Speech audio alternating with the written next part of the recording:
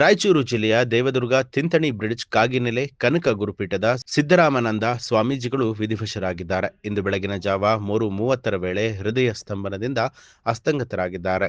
ಲವಲವಿಕೆಯಿಂದ ಓಡಾಡಿಕೊಂಡಿದ್ದಂತಹ ಸ್ವಾಮೀಜಿ ಇದೇ ಜನವರಿ 12, 13, 14ರಂದು ಅದ್ದೂರಿಯಾಗಿ ಹಾಲುಮತ ಸಂಸ್ಕೃತಿ ವೈಭವ ಕಾರ್ಯಕ್ರಮವನ್ನು ನಡೆಸಿದರು.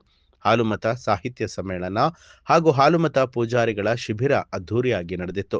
ಮೊದಲ ಬಾರಿಗೆ ರಾಜಕೀಯ ವ್ಯಕ್ತಿಗಳಿಂದ ಮುಕ್ತವಾದ ಕಾರ್ಯಕ್ರಮಕ್ಕೆ ವ್ಯಾಪಕ ಮೆಚ್ಚುಗೆ ವ್ಯಕ್ತವಾಗಿತ್ತು.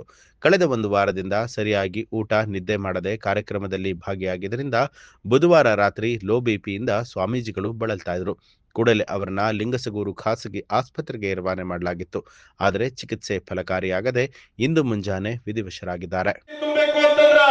ಯಾರಿಗೆ ನಿಜವಾಗಲೂ ಸಮಾಜದ ಪರವಾಗಿ ಮಾತಿನಲ್ಲಿ ಕಳಕಳಿ ಇರುತ್ತೆ, ಶಕ್ತಿ ತುಂಬಬೇಕು ಅಂತಂದ್ರ ಯಾರಿಗೆ ನಿಜವಾಗಲೂ ಸಮಾಜದ ಪರವಾಗಿ ಮಾತಿನಲ್ಲಿ ಕಳಕಳಿ ಇರುತ್ತೆ, ಈ ಸಮಾಜದ ಕಟ್ಟಕಡೆಯ ವ್ಯಕ್ತಿಯ ಕೆಲಸವನ್ನು ಮಾಡುವುದರ ಮೂಲಕ ಅವರ ಸಂಕಷ್ಟದಲ್ಲಿ ಭಾಗಬೇಕು ಅನ್ನೋದನ್ನ ಅತ್ಯಂತ ಕಳಕಳಿಯಿಂದ ನಾನು ಬೇಡ್ಕೊಳ್ಳಿಕ್ಕೆ ಬಯಸ್ತಾ ಇದ್ದೇನೆ.